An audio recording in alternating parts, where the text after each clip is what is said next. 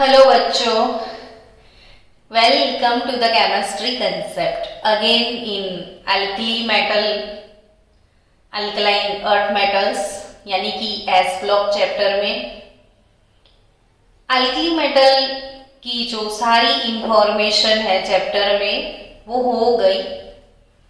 Now we are going to start group number 2 elements. Group number 2 elements which is known as alkaline earth metals, which is known as alkaline earth metals. Students, alkaline earth metal BMG का sir 12 electronic configuration वो मैंने already सिखा दिया। तो आज हम start करेंगे इसमें टॉपिक 10.6.2 से। टॉपिक 10.6.2 जो है उसमें हम पढ़ने वाले हैं अल्कली मेटल जो है इसके जनरल कैरेक्टरिस्टिक यानी कि atomic radii, atomic and ionic radii. वैसे अल्कली मेटल के सारे कैरेक्टरिस्टिक आप जब पढ़ चुके हो तो अल्कलाइन अर्थ मेटल के कैरेक्टरिस्टिक पढ़ने में आपको कोई ज्यादा परेशानी नहीं होने वाली है। अगर मैं ग्रुप नंबर 1 की बात करूं, ली, ना, की, रब, से, फरियाद। तो वैसे अगर मैं ग्रुप 2 की बात करूं तो बे, एमजी, का, सर, बा, रा, है ना? बोलो हाँ, है ना? तो ये ग्रुप वाइज कितनी बार मैंने ये पिक्चर ड्रॉ किया था, नहीं कि कोई भी ग्रुप वाइज जब आप टॉप टू बॉटम मूव होते हो तो एटॉमिक साइज जो है यानी कि एटॉमिक रेडियाई जो है वो इंक्रीज होता है। यानी सबसे बड़ा एलिमेंट आप बोल सकते हो कि सीजियम है, ये रेडियो एक्टिव था। रेडियो एक्टिव डिस्ट्रॉय हो जाता है, उसकी लॉन्ग लास्टिंग लाइफ नहीं होती है। जब प्रॉपर्टीज की बात आती है तो हम इतना ज्यादा उसको इंपॉर्टेंस नहीं देते हैं। अब ये जैसे आपने देख लिया कि second group, first group element जो भी है, जैसे आप टॉप टू बॉटम मूव हो गए, एटॉमिक साइज और ये लोग सब एक इलेक्ट्रॉन लूज कर लेंगे तो थोड़े छोटे हो जाएंगे। ये एटॉमिक साइज है, आयन बनेंगे तो आयोनिक साइज होगा। ठीक है ना? ये चीज समझते हो आप कि एटम से अगर आयन बनता है तो पेरेंट एलिमेंट से पॉजिटिव आयन छोटा होता है, पेरेंट एलिमेंट उससे पॉजिटिव आयन हमेशा छोटा होता है। तो ये पेरेंट एटम से इसका आयन थोड़ा छोटा होगा, लेकिन टॉप टू बॉटम जाएंगे तो ऑब्वियसली एटॉमिक रेडियाई और आयोनिक रेडियाई दोनों ही इंक्रीज होते हैं। अब फर्स्ट और सेकेंड ग्रुप की कंपेयर करें तो ये ली, बे, बकनॉफ ऐसे सेम पीरियड में आते हैं। तो पीरियोडिक टेबल का ये फर्स्ट ग्रुप, ये सेकेंड ग्रुप, ये सेम पीरियड के एलिमेंट है। तो सेम पीरियड में अगर आप लेफ्ट टू राइट जाओगे तो साइज डिक्रीज होता है, यानी जो लिथियम का साइज है उससे बेरिलियम छोटा होगा। तो सीधे सीधे टॉप टू बॉटम जाओगे तो ऑब्वियसली साइज इंक्रीज होगा। आपको यहाँ पे दो कंपैरिजन एक साथ करनी पड़ेगी। इधर सारी कंपैरिजन आपको अल्कली और अल्कलाइन अर्थ के बीच में करनी है। वो समझना कि अल्कली मेटल की कंपैरिजन में अल्कलाइन अर्थ मेटल की रेडियस छोटी होगी, यानी ये एलिमेंट पीरियड वाइज लिथियम से भी छोटा अब हम बोलते थे लिथियम बहुत छोटू है, लेकिन अपने ग्रुप में, और लिथु से भी ये बेरिलियम तो और भी छोटा है। समझ में आया? तो बेरिलियम तो लिथु से भी छोटा है, यानी फर्स्ट ग्रुप के हिसाब से सेकेंड ग्रुप के मेंबर और भी छोटे हैं, और उनके आयन इनसे भी छोटे हो जाएंगे, लेकिन टॉप टू बॉटम तो ऑब्वियसली एटॉमिक रेडियाई इंक्रीजेस। चलो दूसरी बात करें, तो एटॉमिक आयोनिक रेडियाई की बात हो गई। अब इससे जुड़े 1 2 3 4 प्रॉपर्टी की हम बात कर ले यहां से, कि हम बहुत बार इस चैप्टर में पढ़ चुके हैं हाइड्रेशन एंथैल्पी। कौन सा टॉपिक पढ़ चुके हैं? Hydration enthalpy. और मैंने काफी बार आपको समझाया है, जैसे सॉल्ट पानी में चला जाए तो NaCl जो है उसके आजू बाजू में ऐसे वाटर के मॉलिक्यूल आ जाते हैं ड्यू टू अट्रैक्शन। वाटर में नेगेटिव पॉजिटिव पार्ट है, सोडियम पॉजिटिव है, तो वाटर का नेगेटिव पार्ट उसको कवर करेगा, यानी Na+ एक्वियस ऐसा दिखता है। बार बार मैं ये सिखा रही हूं ताकि आप भूल ना जाओ। तो समझो कि सॉल्ट मेरे हाथ में है, जैसे ही सॉल्ट को मैंने पानी में डाल दिया तो सॉल्ट के पार्टिकल अलग अलग हो जाएंगे और उनका हाइड्रेशन हो जाएगा। उस टाइम जो हीट रिलीज होता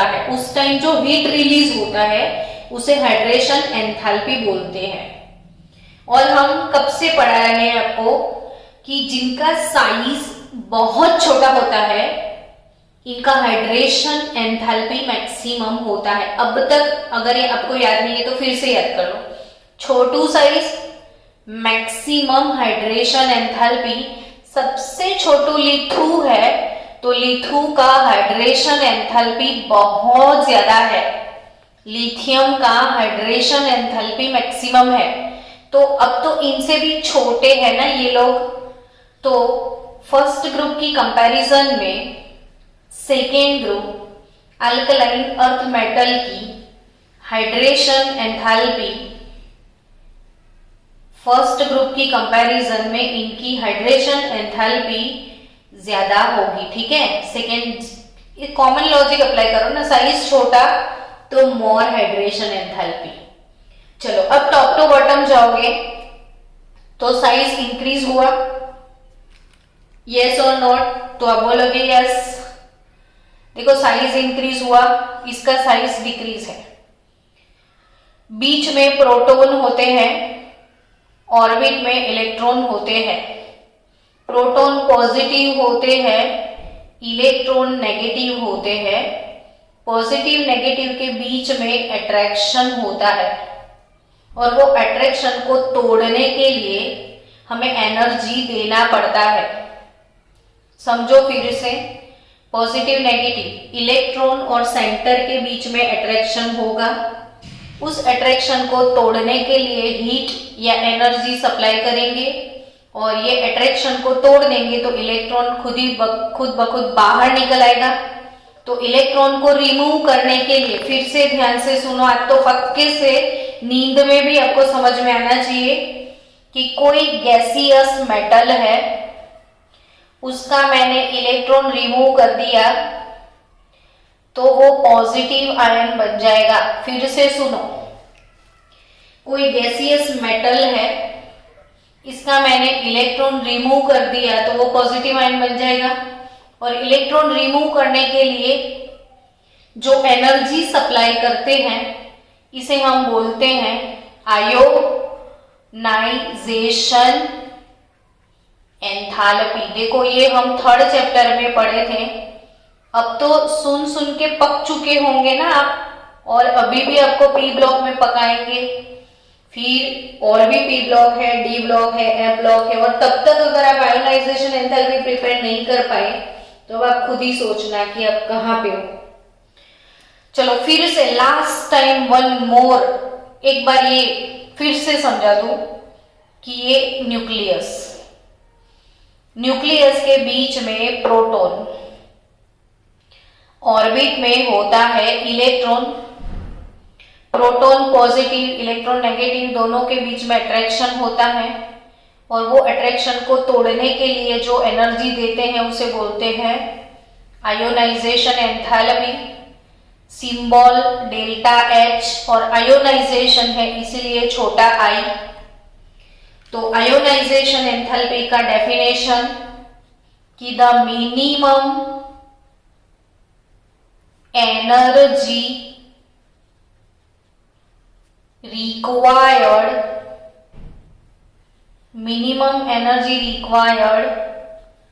to remove an electron from gaseous neutral atom to form positive ion is called ionisation enthalpy. बच्चों, छोटा साइज तो अट्रैक्शन ज्यादा होता है, बड़ा साइज तो अट्रैक्शन कम होता है। तो यानी कोई भी ग्रुप में आप टॉप टू बॉटम जाओगे तो आयोनाइजेशन एंथैल्पी डिक्रीज होता है। चलो फिर से अब जाते जाते एक बार समझ लो, पूरे पीरियोडिक टेबल में लोएस्ट आयोनाइजेशन, सबसे कम ionisation enthalpy first group element की है और फर्स्ट ग्रुप में भी लोएस्ट सीजियम का है। इसीलिए सीजियम को बोला जाता है most electro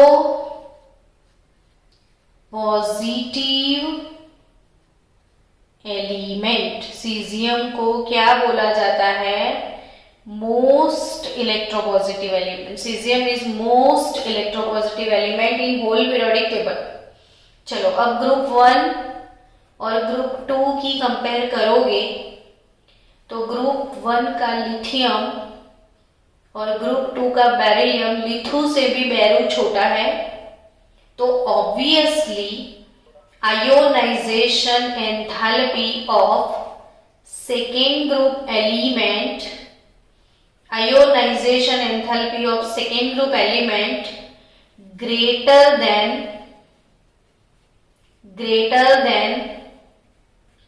that of first group. यानी फर्स्ट ग्रुप वाले एलिमेंट से सेकेंड ग्रुप वाले एलिमेंट छोटे हैं, सो उनकी आयोनाइजेशन एंथैल्पी अल्कली मेटल से ज्यादा होगी। वैसे कम है ओवरऑल पीरियोडिक टेबल की कंपैरिजन में लो आयोनाइजेशन एंथैल्पी, लेकिन अल्कली मेटल की कंपैरिजन में इनकी आयोनाइजेशन एंथैल्पी ज्यादा होती है। चलो नेक्स्ट बात करते हैं टॉपिक 10.6.4 की, तो वो है हाइड्रेशन एंथैल्पी। मैंने वैसे भी साथ में ही आपको बता दिया कि हाइड्रेशन किसका ज्यादा होता है, तो हाइड्रेशन उसका ज्यादा होता है जिसका साइज सबसे छोटा होता है। यानी बच्चों आप याद रखना कि like alkali metal ion, the hydration enthalpy of alkaline earth metal ion decreases with increase in ionic size down the group. Hydration enthalpy down the group जाओगे तो hydration enthalpy decreases with increase ionic size, लेकिन बे Mg का sir बा, इधर भी radium radio active है, सबके +2 ion, इसमें सबसे हाई स्मॉलेस्ट साइज बेरिलियम का है, तो मैक्सिमम हाइड्रेशन एंथैल्पी किसका होगा? बेरिलियम का होगा। मैक्सिमम हाइड्रेशन एंथैल्पी किसका होगा? बेरिलियम का होगा। और जैसे top to bottom move on हो गए, जैसे देखो MgCl2 कहीं आप लिखते हो और कैल्शियम क्लोराइड की मैं आपको बात करूं तो मैग्नीशियम से कैल्शियम छोटा है, इसीलिए कैल्शियम के सॉल्ट, इसमें वाटर ऑफ क्रिस्टलाइजेशन 6 मॉलिक्यूल होते हैं जबकि Mg में 8 मॉलिक्यूल होते हैं। तो ऑब्वियसली आप समझ सकते हो कि मैग्नीशियम के सॉल्ट हाइड्रेटेड है, लेकिन हाइड्रेशन इसका ज्यादा हो रहा है और कैल्शियम की साइज मैग्नीशियम से ज्यादा है। मतलब ऐसे आओगे तो साइज इंक्रीज हुआ ना, और साइज अगर इंक्रीज होता है तो साइज इंक्रीज होता है तो हाइड्रेशन डिक्रीज होता है। तो मैग्नीशियम के सॉल्ट मोर हाइड्रेटेड देन कैल्शियम। डन। जबकि आपने देखा होगा कि NaCl, KCl ऐसे ही एनहाइड्रस हम लिखते, कभी इनके साथ हमने पानी के बॉटल लिखे ही नहीं। तो NaCl और KCl आर एनहाइड्रस। एनहाइड्रस यानी कि बच्चों जिसमें पानी के मॉलिक्यूल नहीं होंगे, समझे आप? तो इसमें ये हाइड्रेटेड नहीं है। तो यानी कि 10.6.1 से लेके 10.6.34 ये टॉपिक अपने हो गए। चलो नेक्स्ट टॉपिक की बात करें तो 10.6.5 वो है फिजिकल प्रॉपर्टीज। कौन सा टॉपिक है बच्चों? अब फिजिकल प्रॉपर्टीज। कुछ भी हो जाए अपना चैप्टर अब जल्दी से आपको खत्म करना पड़ेगा, क्योंकि कितने दिनों तक इसी चैप्टर को लेके आप बैठे रहोगे। चलो फिजिकल प्रॉपर्टीज की मैं बात करूं तो alkaline earth metals in general R silvery white. All alkaline earth metal कैसे है? लुक वाइज सिल्वरी व्हाइट है। कैसे है लुक वाइज? सिल्वरी व्हाइट है। आ रहा है समझ में बच्चों? सिल्वरी व्हाइट तो है, लस्टर्स भी होते हैं थोड़े बहुत इनमें, और soft but harder than alkali metal. They are soft. वैसे सॉफ्ट होते हैं बट हार्डर देन अल्कली, यानी अल्कली बहुत ही ज्यादा सॉफ्ट है और ये भी सॉफ्ट है लेकिन अल्कली से थोड़े कम है ना। फर्स्ट ग्रुप से थोड़े कम सॉफ्ट होते हैं ये। बेरिलियम और मैग्नीशियम, बेरिलियम एंड मैग्नीशियम दोनों की बात की जाए तो magnesium and beryllium appear to be somewhat greyish. इनका कलर कैसा है? ग्रे कलर है। तो they look like greyish. Melting point and boiling point of these metals are higher than corresponding alkali metal। तो बेरिलियम और मैग्नीशियम दोनों के melting point अपने ग्रुप के अदर मेंबर की कंपैरिजन में थोड़े हाई है। वैसे बेरिलियम का मेल्टिंग पॉइंट पूरे ग्रुप में सबसे ज्यादा मैक्सिमम है। आपके पास ना टेक्स्ट बुक में ये टेबल होगा ऐसे, इसमें आप देख सकते हो कि बेरिलियम का जो मेल्टिंग पॉइंट है वो 1560 केल्विन है, हालांकि मैग्नीशियम 924 है, कैल्शियम 1124 है। मैग्नीशियम बहुत जल्दी मेल्ट हो जाता है, पूरे ग्रुप में जल्दी से जल्दी मेल्ट मैग्नीशियम हो रहा है और हाईएस्ट मेल्टिंग पॉइंट किसका है? बेरिलियम का 1560 केल्विन। तो पूरे ग्रुप में सबसे ज्यादा हार्ड बेरिलियम है, ये बात पक्के से बोल सकते हो आप। फिर because of the low ionization enthalpy. As you know that सबके आयोनाइजेशन एंथैल्पी लो है क्योंकि ये साइज में बड़े होते हैं।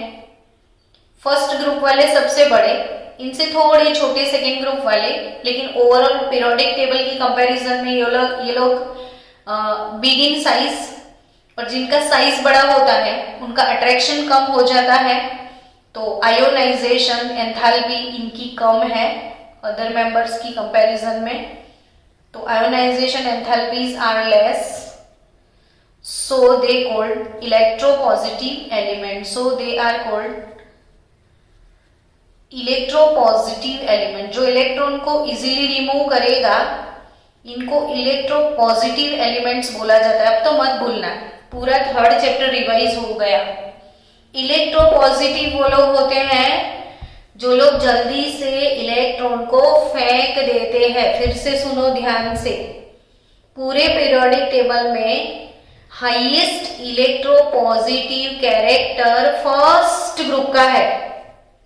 फर्स्ट ग्रुप का हाईएस्ट इलेक्ट्रोपॉजिटिव कैरेक्टर, और उसमें भी ज्यादा electropositive caesium, most electropositive caesium. और ये सेकेंड ग्रुप वाले भी इलेक्ट्रोपॉजिटिव हैं क्योंकि उसकी आयोनाइजेशन एंथैल्पी लो है। और टॉप टू बॉटम जाओगे तो इलेक्ट्रोपॉजिटिव कैरेक्टर इंक्रीज होगा। अब सबकी फ्लेम, आपने फ्लेम टेस्ट भी अल्कली मेटल में पढ़ी थी ना बच्चों, सबको मैंने फ्लेम टेस्ट के वीडियो दिखाए थे। और एक वीडियो तो मैंने ऐसा भेजा था, इसमें अल्कली और अल्कलाइन सबके फ्लेम है। तो फ्लेम टेस्ट कैसे किया जाता है बच्चों ने खुद वीडियो भी बनाए थे मैच स्टिक के ऊपर लेके। तो आपको याद रखना है कि जो कैल्शियम है, स्ट्रोंशियम है और बेरियम है, ये नीट के एमसीक्यू है, नीट जी के एमसीक्यू है। याद रखना बच्चों कि जो कैल्शियम है उसका जो फ्लेम है वो ब्रिक रेड कलर का है, ब्रिक रेड फ्लेम कैल्शियम का होता है। स्ट्रोंशियम का क्रिम्सन रेड कलर होता है। स्ट्रोंशियम का कैसा कलर है? क्रिम्सन रेड कलर, ये क्रिम्सन रेड। और barium Apple green, Apple green colour होता है। ग्रीन एप्पल जो आते हैं वैसा ग्रीन कलर का ये होगा बेरियम। बात तो अपनी ग्रीन कलर की है, ऐसा याद रखना। बा ग्रीनिश है, बा कैसी है? अपनी ग्रीन ग्रीन। ये ग्रीन फ्लेम बेरियम का और रेड फ्लेम कैल्शियम का। और फिर से एक बार फ्लेम टेस्ट देख लेना। और फ्लेम टेस्ट आपको पता है ना फ्लेम टेस्ट क्यों आया था? तो फ्लेम टेस्ट आने का रीजन था कि इलेक्ट्रॉन लोअर एनर्जी ऑर्बिट में जो होते हैं, लोअर एनर्जी ऑर्बिट वाले इलेक्ट्रॉन को अगर एनर्जी मिलता है फ्लेम के अंदर से, तो फ्लेम के अंदर से वो लोग हीट एब्जॉर्ब करते हैं और जंपिंग जपाक करके एक्साइटेड मोड में चले जाते हैं, यानी कि हायर एनर्जी लेवल में जाते हैं और वहां पे लॉन्ग टर्म रुकते नहीं है, वापिस आते हैं। ये पूरा आने जाने का जो चक्कर है उसे बोला जाता है इलेक्ट्रॉनिक ट्रांजिशन। इसे हम क्या बोलेंगे? इलेक्ट्रॉनिक ट्रांजिशन या क्वांटम जंप। क्वांटम जंप भी आप बोल सकते हो। यानी इलेक्ट्रॉन लोअर एनर्जी ऑर्बिट वाले अगर आपने फ्लेम में रख दिए तो फ्लेम के अंदर जो हीट है वो एब्जॉर्ब करते हैं और जब वापिस आते हैं तब हीट रिलीज होता है। और रिलीज वाला जो हीट है वो डिफरेंट रेडिएशन के फॉर्म में होता है। डिफरेंट वेवलेंथ के हिसाब से रेडिएशन का वेवलेंथ भी होता है और उस वेवलेंथ के हिसाब से वो लोग कलर शो करते हैं। तो ये चीज मैंने अल्कली मेटल उस वक्त भी समझाया था ताकि आपका रिवाइज हो जाए, इसलिए मैंने फिर से एक्सप्लेन किया। आप अल्कली मेटल के सारे वीडियो देख लेंगे फिर अल्कलाइन मेटल अब टेक्स्ट बुक में पढ़ोगे तो भी सारी चीजें आपको समझ में आएगी। तो अब नेक्स्ट टॉपिक बचा है chemical properties of alkali metal. तो केमिकल प्रॉपर्टीज अगर हमारी आज खत्म हो जाती है तो ऑब्वियसली बहुत कुछ खत्म हो जाएगा इस चैप्टर में। तो केमिकल प्रॉपर्टीज की बात करें, topic 10.6.6 chemical properties. Chemical properties, chemical properties of alkaline earth metals. और इसमें है जो अल्कली मेटल में बहुत डिटेल में पढ़ा था वो वाला topic, reactivity towards air and water. Reactivity towards air and water, फिर से बताऊं आपको, एयर में ऑक्सीजन होगा, एयर में नाइट्रोजन होगा। मेटल का ऑक्सीजन के साथ कंबशन होता है तो ऑक्साइड बनेगा, और नाइट्रोजन के साथ कंबशन होता है तो नाइट्राइड बनेगा। इसमें वो पैरोक्साइड, सुपर ऑक्साइड वाला कुछ भी फंडा एक्स्ट्रा नहीं है। सो बच्चों याद रखना, सबसे पहले अगर मैं बेरिलियम की बात करूं तो बेरिलियम एंड उसका friend magnesium both are kinetically inert to oxygen and water. Beryllium and magnesium both are inert to oxygen and water. इन दोनों को वाटर ऑक्सीजन ज्यादा पसंद नहीं है। तो वो क्यों दोनों इनर्ट है? तो वो इसीलिए, ये चीज मैंने पहले भी सिखाई थी कि उनके सरफेस के ऊपर ऑक्साइड का लेयर आ जाता है। एप्पल को जब हम कट करते हैं ना, फ्रेश एप्पल को, तो वो एकदम व्हाइट व्हाइट सा दिखता है, लेकिन वही एप्पल को, कटा हुआ एप्पल आप ऐसे ही छोड़ दो थोड़ी देर खुले एटमॉस्फेयर में तो ब्राउन कलर का हो जाता है। तो क्यों ये ब्राउन हो गया? तो बिकॉज कि इसके अंदर जो भी आयरन होगा या वॉट एवर द मेटल्स या मिनरल्स इन देयर, वो ऑक्सीजन की प्रेजेंस में ऑक्सीडाइज हो जाते हैं।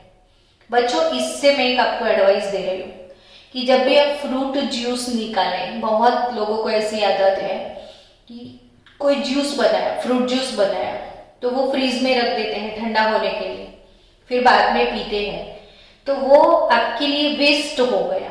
क्योंकि अगर आपने कोई भी फ्रूट से उसका पल्प निकाला और खुला छोड़ दिया आधे घंटे तक, तो वो ऑक्सीडाइज हो जाएगा, तो आपको जो चाहिए था उससे कुछ अलग ही मिलेगा। तो हमेशा ना फ्रूट जूस जैसे ही निकालते हो वैसे ही तुरंत आपको पीना चाहिए। वैसे आपके घर में कॉपर के अगर यूटेंसिल्स है तो जैसे कॉपर के कोई भी वेसल अगर है, आप उसको फ्रेश अभी भी उसकी सफाई करके रखे हैं तो एकदम शाइनी होते हैं। फिर 2-3 दिन के बाद देखोगे ना तो ऊपर उसका पूरा सरफेस डल हो चुका होता है। क्यों सरफेस पूरा डल हो गया? तो क्योंकि उसकी सरफेस पे ऑक्साइड का लेयर बन गया। तो इसकी वजह से कि बेरिलियम और मैग्नीशियम ये दोनों मेटल ऐसे हैं जिनकी सरफेस इनर्ट है। तो इंटर्ट नहीं, इनर्ट। तो इनर्ट टूवर्ड्स एयर और वाटर, बिकॉज कि उनके सरफेस पे ऑक्साइड का जो लेयर है, अगर वो लेयर हटा दोगे फिर पानी में डालोगे तो वो रिएक्ट कर लेगा। यानी कि चलो इसका पाउडर बना दिया अपने मेटल का, तो वो रिएक्ट करेगा धीरे धीरे, लेकिन सीधा सीधा मेटल का पीस जिसके ऊपर ऑक्साइड है तो वो थोड़ा इनर्ट होगा। ठीक है, चलो। However, powder beryllium burns brilliantly on ignition in air to give beryllium oxide and beryllium nitride। अब पाउडर बेरिलियम को लोगे आप तो बेरिलियम ऑक्सीजन के साथ बेरिलियम ऑक्साइड बनाएगा और बेरिलियम नाइट्रोजन के साथ बेरिलियम नाइट्राइड बनाएगा Be3N2। बेरिलियम नाइट्राइड का फॉर्मूला कैसे बनता है अगर भूल गए हो तो बेरिलियम का ऑक्सीडेशन स्टेट +2 होता है, नाइट्रोजन का -3 होता है, ये बंदा 3 है, ये 2 है, तो दोनों का चार्ज आप ऐसे बैलेंस करोगे Be3N2 से। तो बेरिलियम से थोड़ा बहुत ऑक्साइड मिलता है और नाइट्रोजन के साथ नाइट्राइड मिलता है। Magnesium is somewhat more electropositive in comparison of beryllium. So जैसे आपने तारामंडल देखा है कि तारामंडल को जैसे हम उसका जब हम कम्बशन करते हैं या इग्निशन करते हैं तो उसके अंदर से जो फ्लेम निकलती है वो थोड़ा ब्राइट होती है, एकदम ब्राइट सा लगता है ना, दीपावली में हम जो भी जलाते हैं। तो वैसे इनकी फ्लेम एयर में इसका बर्निंग होगा ना तो वो थोड़ा ब्राइट होगा और आवाज भी आएगी और आपको मजा आए ऐसी फ्लेम होगी इनकी। तो मैग्नीशियम जो है वो भी मैग्नीशियम ऑक्साइड और मैग्नीशियम नाइट्राइड बनेगा। तो धीरे धीरे धीरे पूरे पैराग्राफ में सबके लिए एक ही चीज है कि कैल्शियम, स्ट्रोंशियम, बेरियम, Bmg का सर 12, तो अब केसरबा बचे कैल्शियम, स्ट्रोंशियम, बेरियम। लेकिन ये धीरे धीरे से रिएक्ट करते हैं तो ये थोड़ा फास्ट रिएक्टिंग है और वो जल्दी से अपने ऑक्साइड के साथ अपने नाइट्राइड भी बनाएंगे और इनके नाइट्राइड जो है और ऑक्साइड है वो एयर के साथ भी जल्दी से रिएक्ट करते हैं। और बच्चों यहीं से एक इंपॉर्टेंट क्वेश्चन मैंने आपको एक ट्रिक सिखाई थी कि किसी का भी आइड जिसको आप डालो वाटर में तो उसका बनेगा हाइड्राइड। ये थीम मैंने आगे के 2 लेक्चर में 2 टाइम सिखाया है आपको, फिर से एक बार सीखो कि ये है magnesium nitride, calcium nitride. On hydrolysis magnesium nitride and calcium nitride gives which gas, ये नीट में पूछते हैं। तो ये आइड नाइट्रोजन का आइड है, नाइट्राइड किसका आइड है? नाइट्रोजन का। किसका आइड है? नाइट्रोजन का। नाइट्रोजन का आइड मैंने पानी में डाल दिया तो नाइट्रोजन का हाइड्राइड क्या मिलेगा? ऑब्वियसली अमोनिया गैस मिलेगा। अगर कार्बन का आइड है उसको मैंने वाटर में भिगोया तो कार्बन का हाइड्राइड क्या मिलेगा? मीथेन। वैसे ही अगर फोस्फाइड है, फोस्फोरस का आइड, फोस्फाइड को मैंने पानी में डाल दिया तो फोस्फोरस का हाइड्राइड फोस्फीन गैस मिलेगा। तो अगर फोस्फीन गैस की प्रिपरेशन आप पढ़ोगे 12th में तो वो किसी के आइड से ही बनेगा। कैल्शियम फॉस्फाइड या कॉपर फॉस्फाइड को पानी में डालोगे तो सिंपली कौन सा गैस मिलेगा? Phosphine gas. तो आई थिंक अब आपको समझ में आया, किसी का भी आइड पानी में डालो तो उसका क्या मिले? हाइड्राइड। नाइट्रोजन का आइड अमोनिया गैस, कार्बन का आइड मीथेन गैस, फोस्फोरस का आइड फॉस्फीन गैस। चलो ये हो गई केमिकल रिएक्टिविटी की बात towards air and water. Second, reactivity towards the halogen. Reactivity towards halogen, मैं हैलोजन की बात करूं तो हैलोजन तो इनके फेवरेट होंगे ही होंगे। These all metals are electropositive, जिनको 2 इलेक्ट्रॉन लूज करना है, 2 हैलोजन आ जाएंगे भाई हमको दे दो, तो ऑब्वियसली इनके जो हैलाइड है वो MX2 टाइप के हैलाइड होंगे। तो ये इनके हैलोजन के साथ हैलाइड्स बनते ही हैं और उनकी टाइप क्या होगी? MX2। अब आपको आपकी टेक्स्ट बुक के हिसाब से सबसे पहला हैलाइड बेरिलियम का आएगा ना, तो बेरिलियम क्लोराइड कैसे बनता है वो एक्सप्लेन किया है आपकी टेक्स्ट बुक में।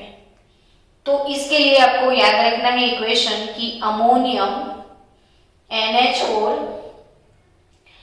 Twice beryllium tetrafluoride. Ammonium beryllium tetrafluoride, उसको जस्ट हीट करो यानी डीकंपोज हो जाएगा और उसके डीकंपोजिशन से आपको गैस मिलेगा BeF2 बेरिलियम डाइफ्लोराइड। फिर 2 मोल अमोनिया गैस रिलीज हो जाएगा और 2 मोल HF। तो ये डीकंपोजिशन से BeF2 मिलेगा अमोनियम बेरिलियम क्लोराइड की। फिर आपकी टेक्स्ट बुक में प्रिपरेशन है, अच्छा ये BeF2 का प्रिपरेशन है, सॉरी BeCl2 का नहीं। अब BeCl2 कैसे बनेगा वो दोनों सीख लो। BeF2 जो है वो इसके डीकंपोजिशन से बनेगा और BeCl2 बेरिलियम का जो ऑक्साइड है इसमें कार्बन डालो तो ये कार्बन ऑक्सीजन को लेके चला जाएगा यानी CO निकल जाएगा, बचा बेरिलियम, वो क्लोरीन के साथ रिएक्ट करके BeCl2 बना देगा। तो बेरिलियम ऑक्साइड इसमें एज अ रिड्यूसिंग एजेंट, ये रिड्यूसिंग एजेंट है जो दूसरे के ऑक्सीजन को रिमूव करेगा। जिसका ऑक्सीजन रिमूव होता है उसका ऑक्सीडेशन होता है, जिसका ऑक्सीजन रिमूव होता है उसका ऑक्सीडेशन नहीं सॉरी रिडक्शन होता है और उसको रिड्यूस करेगा कार्बन। तो कार्बन रिड्यूसिंग एजेंट है तो कार्बन ऑक्सीजन को लेके चला जाएगा, बेरिलियम अकेला हो जाएगा, वो क्लोरीन से रिएक्ट करेगा और बेरिलियम डाइक्लोराइड बन जाएगा। बच्चों now reactivity towards hydrogen, reactivity towards acid, reducing nature और सॉल्यूशन इन लिक्विड अमोनिया और यूजेस वो कल मॉर्निंग वाले सेशन में हम कर लेंगे। तो इतने टॉपिक आज कवर हुए हैं तो अच्छा हुआ है, बाकी के सारे टॉपिक कल हम कवर करते हैं ताकि चैप्टर कल हमारा कंप्लीटली फिनिश हो जाए। Bye bye.